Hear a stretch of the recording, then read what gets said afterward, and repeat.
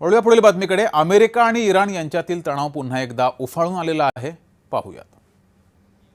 तर इराणवर पुन्हा हल्ले सुरू करून अमेरिकेने एका अर्थी त्यांचं अपयश दाखवून दिलंय।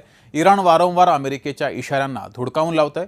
याचं कारण एका फार जुन्या म्हणीमध्ये लपलंय। ती म्हण अशी आहे, ज्याच्याकडे गमावण्यासाठी काहीच नसतं त्याला थोडं घाबरूनच राहिलं पाहिजे। आम्ही इराणवर निर्बंध लादू अशी धमकी अमेरिका वारंवार देते, पण जो देश गेली 40 वर्ष निर्बंध सहन करत जगतोय त्याला आता नव्या निर्बंधांची अशी कितीशी भीती वाटणार आहे। इराण युद्धामध्ये अमेरिका सतत तोंडावर का पडतंय ते पाहूयात। अमेरिका इस्रायलने इराणवर एकूण 23,000 हल्ले केलेत। एक दोन नव्हे तर तब्बल 23,000 हल्ले हे आतापर्यंत केलेत। तरीही इराणने आखाती देशांवर हल्ले केले।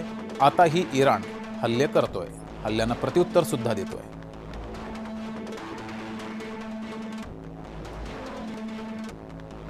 आम्ही अमेरिकेच्या हल्ल्यांना भीक घालत नाही हे इराणने वारंवार दाखवून दिलंय।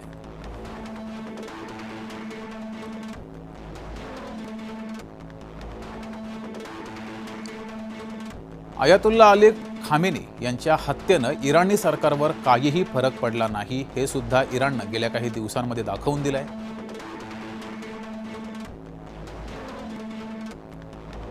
उलट खामेनींना ठार केल्यावर इराणमध्ये राष्ट्रवादी भावना ही अधिकच वाढली। मोठ्या प्रमाणात इराणी जनता ही रस्त्यावर सुद्धा उतरल्याचं आपण पाहिलं।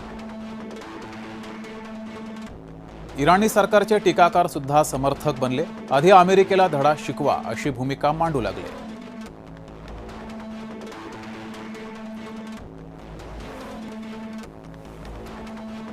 इराण लेचापेचा देश नाही हे मुळात मर्यादित बुद्धीच्या ट्रम्प यांना कळत नाहीये। त्यामुळे अमेरिका वारंवार इराणवर हल्ले करते। इराण केवळ देश नाही तर हजारो वर्षांपासूनची संस्कृती आहे हे अमेरिकेनं ओळखलं नाही। त्यामुळे इतकं होऊन सुद्धा इराण या युद्धातून माघार घेत नाहीये, ठाम उभी आहे। 2025 मधील 12 दिवसीय युद्धानंतर लगेचच इराणनं पुढील युद्धाची तयारी सुरू केली होती।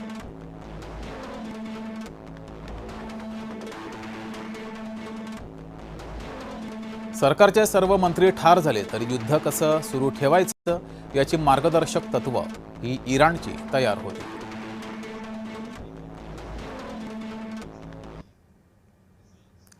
यासोबतच जेएम विशेषमध्ये वेळ झाली तेच थांबण्याची। ताज्या बातम्यांसाठी बघत राहा जय महाराष्ट्र।